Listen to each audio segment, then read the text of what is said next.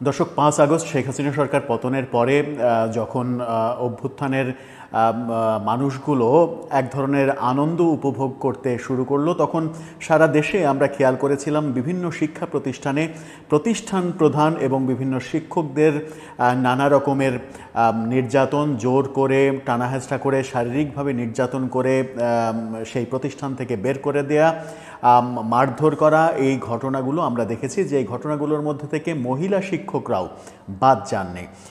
মনে হচ্ছিল যে 11 মাস পরে এসে সেই ঘটনা বোধহয় আর বাংলাদেশে ঘটবে না, কিন্তু আবারও সেই ঘটনা ঘটতে শুরু করেছে। এবার চট্টগ্রাম বিশ্ববিদ্যালয়ে এই ঘটনার পেছনে কারা রয়েছে সেটা গণমাধ্যমে উঠেও এসেছে। অধ্যত্বপূর্ণ বক্তব্যও সেখানে দেওয়া হয়েছে।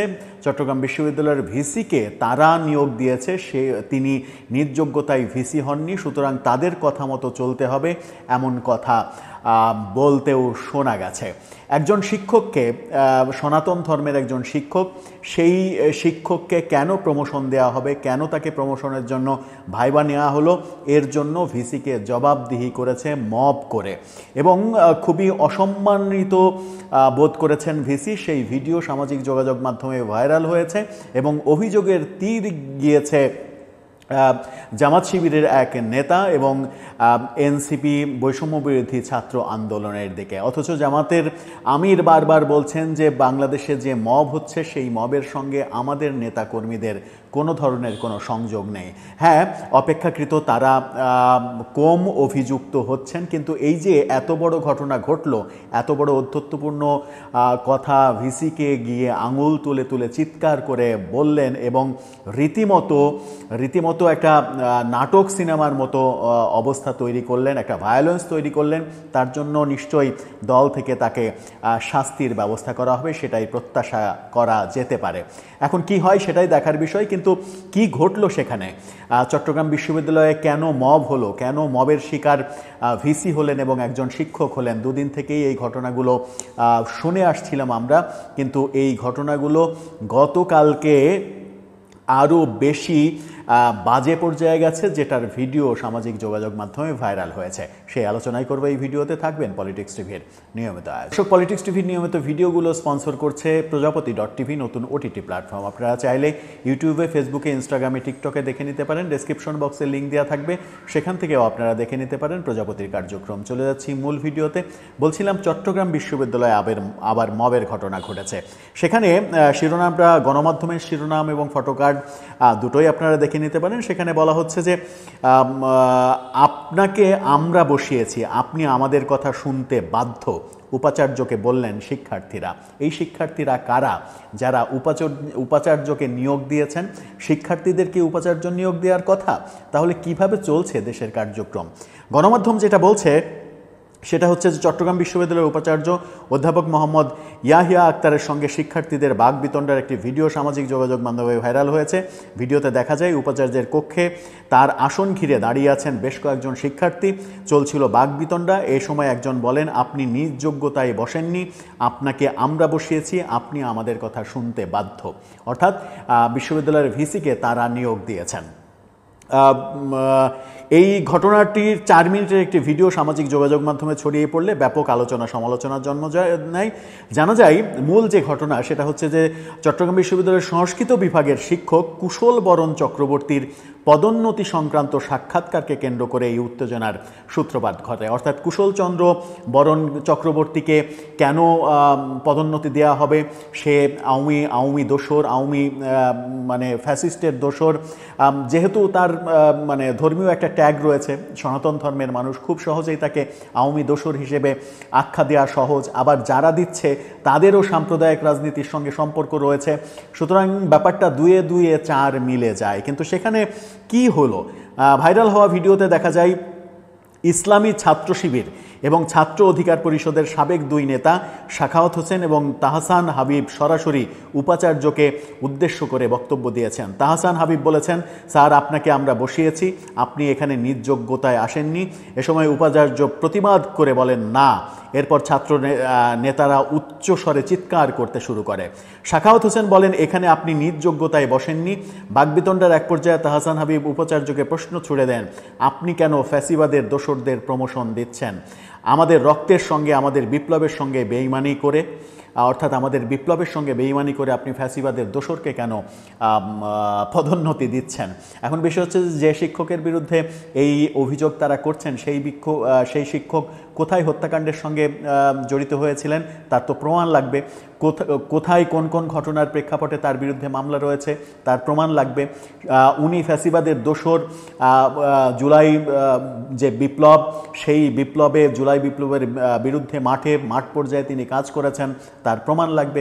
প্রমাণগুলো ছাড়া একজনকে ট্যাগ দিয়ে, যে ট্যাগের ঘটনাটা প্রতিদিনই কোথাও না কোথাও ঘটছে। আমরা গতকালকে দেখেছি চট্টগ্রামে আওয়ামী লীগের এক নেতার বিয়ে চট্টগ্রাম ক্লাবে, সেখানে মব আক্রমণ করেছে এবং সেই মব আক্রমণ করে সেখানে ক্লাবের গেট দখল করেছে। অতিথি যারা আসছে প্রত্যেকটা গাড়ি তল্লাশি করেছে, অথচ সেখানে পুলিশের উপস্থিতি ছিল, পুলিশের সামনে তারা প্রত্যেকটা গাড়ি তল্লাশি করেছে। এবং এই ঘটনার পরিপ্রেক্ষিতে এই অভিযোগও আসছে যে যার নেতৃত্বে এই মবের ঘটনাটা ঘটেছে চট্টগ্রাম ক্লাবে, সেই ছাত্রনেতা, বৈষম্যবিরোধী ছাত্র আন্দোলনের পরিচয় দিয়েছেন তিনি, সেই ছাত্রনেতা চাঁদাবাজির সঙ্গে জড়িত এমন অভিযোগ সামাজিক যোগাযোগ মাধ্যমে নানাভাবে শোনা যাচ্ছে যে এই আওয়ামী লীগের এই নেতার কাছ থেকে তিনি কোটি টাকা চাঁদা চেয়ে না পাওয়ার কারণেই চট্টগ্রাম ক্লাবের সামনে এই ধরনের মবের সৃষ্টি করেছেন। এই অভিযোগ যদি সত্যি হয় তাহলে সরকারের ব্যবস্থা নেওয়া উচিত, সত্য মিথ্যা যাচাই করা উচিত, কারণ এই মব না থামলে তো দেশ সুস্থ হবে না। আবার যারা এই চট্টগ্রাম বিশ্ববিদ্যালয়ে যে কাজটা করেছে তারা আবার বিভিন্নভাবে ব্যাখ্যা দিয়েছে গণমাধ্যমে। তাহসান হাবিব তিনি গণমাধ্যমকে বলেছেন, উপাচার্য যোগ্য নন এমনটা বলিনি, বলতে চেয়েছি তিনি নিয়মতান্ত্রিক প্রক্রিয়ায় আসেননি, আন্দোলনের ফসল হিসেবে এসেছে এই প্রশাসন। সেই শহীদের রক্তকে অস্বীকার করলে সেটা আমরা মেনে নেব না। তার মানে হচ্ছে যে এই সরকার এসে উপাচার্য নিয়োগ বাংলাদেশে যতগুলো হয়েছে সেগুলো অবৈধ প্রক্রিয়ায় হয়েছে, নিয়মতান্ত্রিক প্রক্রিয়ায় হয়নি। তার মানে সরাসরি এই অভিযোগটা সরকারের বিরুদ্ধে যাচ্ছে। প্রফেসর ইউনূস সরকারকে কলঙ্কিত করার চেষ্টা করছে যে তারা নিয়ম বহির্ভূতভাবে, নীতি বিবর্জিতভাবে, নিয়ম না মেনে অবৈধভাবে ভিসিদের নিয়োগ দিয়েছেন। ঘটনা কি সত্যি? ঘটনা সত্য হলে তো মহা কেলেঙ্কারি হয়ে যাবে। সরাসরি এই মব কাণ্ড তো সরকারের বিরুদ্ধে চলে যাবে। তাহলে সরকার নিশ্চুপ কেন? এই যে কৈফিয়ত তিনি দিলেন, এই কৈফিয়তের জন্যই তো হয় সরকারের এর ব্যবস্থা নেওয়া উচিত অথবা দলের পক্ষ থেকে তার ব্যবস্থা নেওয়া উচিত যে তিনি এই যে নিয়োগের ঘটনা, সেই নিয়োগের ঘটনাটাকে তিনি কলঙ্কিত করছেন, বলছেন নিয়মতান্ত্রিকভাবে এই নিয়োগ হয়নি, এই নিয়োগ একটা বিশেষ প্রেক্ষাপটে হয়েছে, বিশেষ প্রেক্ষাপটে নিয়ম ভেঙে এই নিয়োগটা হয়েছে, সেটাই বলতে চেয়েছেন তিনি। এদিকে তাহসান হাবিব সম্পর্কে ছাত্র অধিকার